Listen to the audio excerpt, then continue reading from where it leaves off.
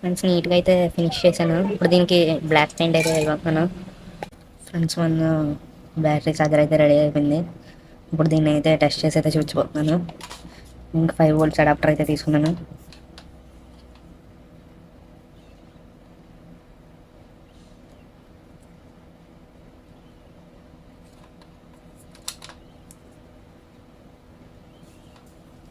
ఇప్పుడు ఈ బ్యాటరీని అయితే చార్జ్ చేద్దాం.